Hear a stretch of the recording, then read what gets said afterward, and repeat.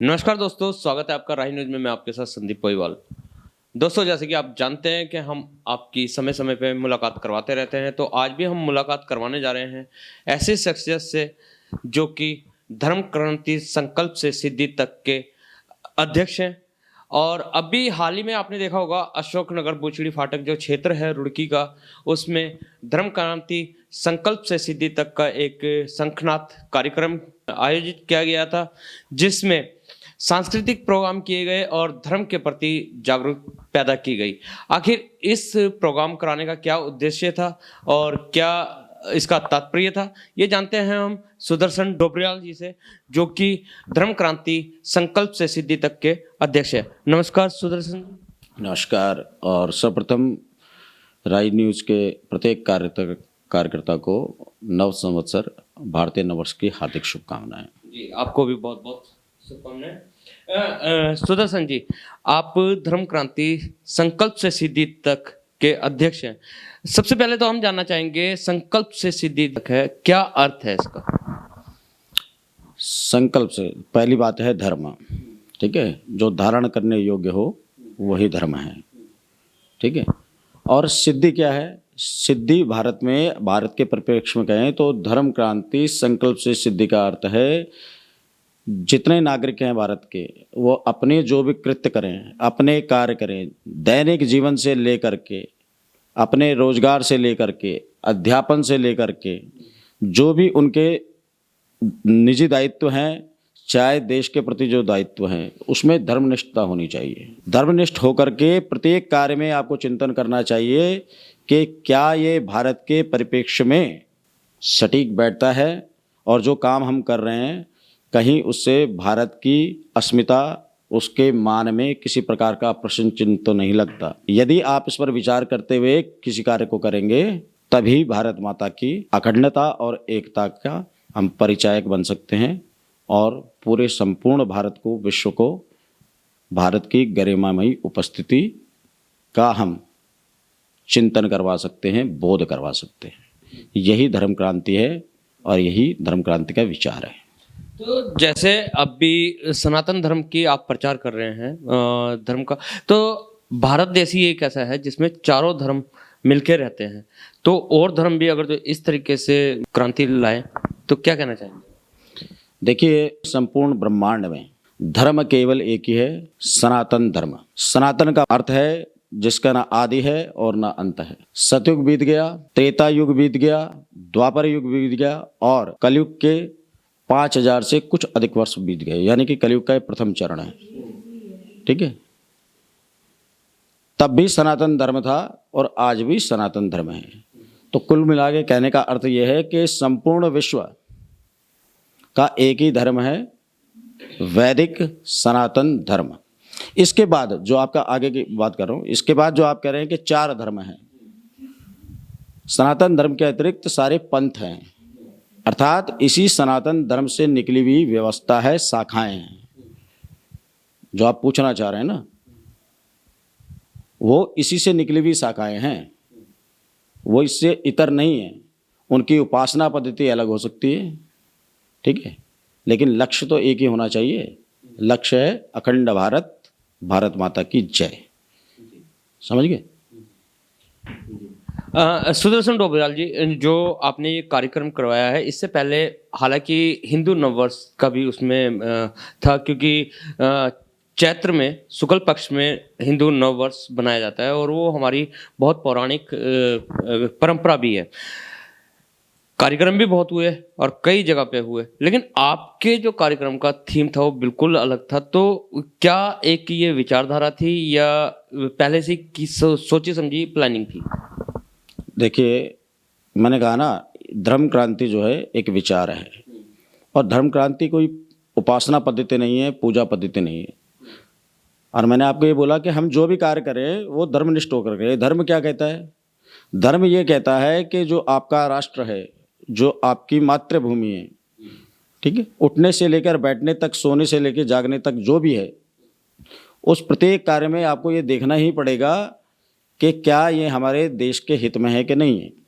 अब आप इस कार्यक्रम पे पूरे विश्व में वर्तमान में 31 दिसंबर की रात को ये माना जाता है कि नववर्ष का आगमन हो रहा है, ठीक है।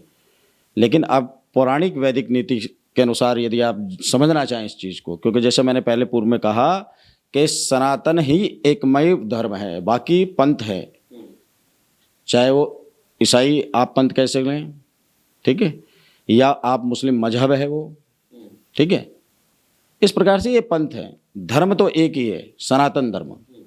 अरे धर्म एक है, धर्म एक है, सनातन धर्म है, तो फिर ये अलग अलग मजहब क्यों बना और इसको धर्म का नाम क्यों दिया गया? बहुत बढ़िया आपका प्रश्न है। देखिए ऐसा होता है कि बुद्धि सीमित होती है, ठीक है। मतलब भगवान ने तो पूरा विवेक दे रखा है, लेकिन उसका कितना प्रयोग करते हैं वो सीमित है। किसी का 2% है, किसी का 3% है, ठीक है, किसी का 10%। इससे अधिक तो मुझे नहीं लगता कि किसी की बुद्धि जो है वो जागृत होगी, है ना। उसके लिए तो योग और प्राणायाम और कई प्रकार के अध्यात्म की जो वैज्ञानिक रीति नीति है उसके अनुसंधान करते हुए आगे बढ़ना पड़ेगा, ठीक है। लेकिन आपका प्रश्न क्या था, एक बार पुनः दोहराएंगे? मेरा प्रश्न ये था, जब सनातन धर्म ही सदियों से चला आ रहा है तो ये अलग अलग, आप ही के कहने के अनुसार मजहब है, नहीं तो बोला जाता धर्म है, तो ये अलग अलग मजहब जैसे ईसाई है या सिख है, मुस्लिम है, तो ये अलग अलग मजहब बन के अलग अलग धर्म के रूप में क्यों उत्पन्न हुए? देखिए इसको कहते हैं विवेक की न्यूनता। धर्म एक है। जैसे मान लीजिए कि आपने कहा कि हमें अपने घर से बाजार जाना है, ठीक है।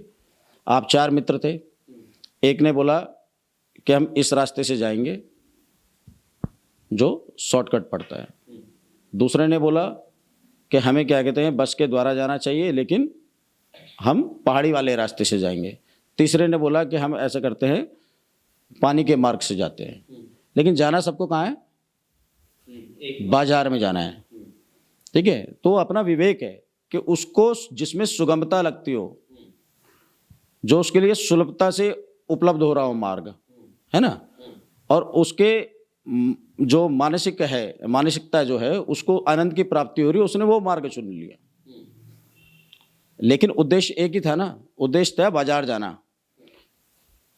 जहां से निकले थे वो स्थान भी एक ही था जहां से निकले आप, और जो आपका लक्ष्य साधने का था कि बाजार में जाके हमें शॉपिंग करनी है, बाजार पहुंचना है, वो भी आपका यही था। इसी प्रकार से ये है, सनातन से निकले हैं लेकिन भगवान को प्राप्त करने की, अध्यात्म को प्राप्त करने की, ठीक है, उसको महसूस करने की, ठीक है, वो उन्होंने अपने अलग अलग मार्ग कर लिए।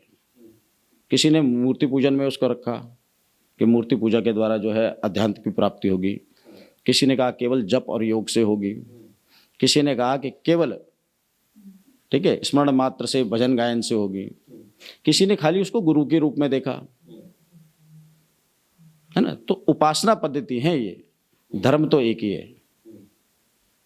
लेकिन अगर जो देखा जाए उपासना पद्धति अलग अलग हुई है तो धर्म भी तो अलग हुआ है, क्योंकि अगर जो देखा जाए ईसाई है या मुस्लिम है वो मूर्ति पूजा को गलत मानते हैं, लेकिन हिंदू धर्म में मूर्ति पूजा की उपासना की जाती है, तो क्यों ये अलग अलग विचारधाराएं हो रही हैं? देखिए, ईश्वर को क्या आपने देखा? हमने देखा, ठीक है। ईश्वर को आज तक कोई नहीं देख पाया, उसकी अनुभूति होती है, परमात्मा की अनुभूति की जा सकती है, ठीक है। और ये बहुत गहन विषय है, ये मैं इसका पात्र नहीं हूँ आपको बोलने के लिए कि मैं आपको इसके बारे में बताऊँ। इसके लिए बहुत बड़े संत, ठीक है, अध्यात्म के जो प्रखंड विद्वान हैं उनसे प्रश्न करते थे ज़्यादा अच्छा था। लेकिन फिर भी एक निराकार ब्रह्म और एक साकार ब्रह्म के रूप में हम लेते हैं। निराकार का मतलब है इस पूरे ब्रह्मांड का जो रचयिता है, पालन करता है, संहार करता है, मतलब उससे होता है, इच्छा से सब कुछ होता है, ठीक है। तो कोई उसको निराकार रूप में कहता है, वो कहता है कि हम मूर्ति पूजन वगैरह कुछ नहीं करेंगे, ठीक है, सीधे ब्रह्म में लीन होने का वो प्रयास करते हैं। किसी की ये पद्धति है और किसी की दूसरी प्रकार की पद्धति है, जैसे मूर्ति पूजा। मतलब हमने एक चित्र बना लिया अपने दिमाग में कि ईश्वर की छवि इस प्रकार से होगी, ठीक है, उसने वल्कल वस्त्र पहने होंगे या पीत वस्त्र धारण किए होंगे या उसके हाथ में सुदर्शन चक्र होगा या मुरली होगी, ठीक है। इस प्रकार से ध्यान के माध्यम से धीरे धीरे धीरे धीरे करके फिर वो साकार रूप से निराकार रूप में अपना ध्यान उत्कृष्ट कर सकता है और ईश्वर का और अध्यात्म की प्राप्ति कर सकता है। यही अंतर है, अंतर केवल इतना ही है। ठीक है, यह कोई विवाद का विषय नहीं है। कि विवाद का विषय क्या है कि मैं मूर्ति पूजक हूँ, ठीक है, मैंने मूर्ति पे ध्यान लगाया हुआ है, मैं मान के चल रहा हूँ कि भगवान की ऐसी आकृति होगी, इस प्रकार का सौंदर्य होगा, इस प्रकार की उसका आकार होगा, ठीक है, और ये पहला स्टेप है। फिर धीरे धीरे जैसे जैसे आप आगे बढ़ते चले जाएंगे, अध्यात्म में डूबते चले जाएंगे, ठीक है, निराकार तो उसके बाद की बात है। निराकार को पाना क्या इतना सरल है क्या? ठीक है, तो ये जो हमारे वैदिक ऋषि मुनि थे, वैदिक वैज्ञानिक जिनको कह सकते हैं, उन्होंने एक संरचना बनाई है कि किस प्रकार से धीरे धीरे जो है आप ईश्वर की प्राप्ति कर सकते हैं। सुदर्शन जी, अभी जो आपका कार्यक्रम था और आपका एक संगठन कह लो या विचार कह लो, उसमें एक चीज देखने को मिली है कि धर्मगुरु सभी जानते हैं, लेकिन आपने कर्म गुरु भी रखे हुए थे। तो ये थोड़ा सा क्या भेद है कि कर्म गुरु और धर्म गुरु, इसका अंतर? क्योंकि कर्म गुरु का शायद कोई नहीं सुनता, लेकिन धर्म गुरु सारे सुनते हैं। देखिए,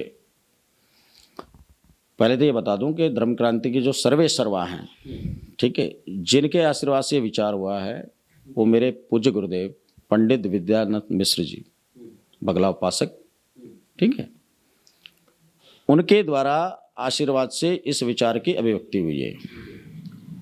लेकिन कार्यक्रम कराना और इस प्रकार के विचार को आगे बढ़ाना, जैसे जैसे बढ़ाते जाएंगे विचार को, आपको सहयोग की और आशीर्वाद की आवश्यकता पड़ती रहेगी।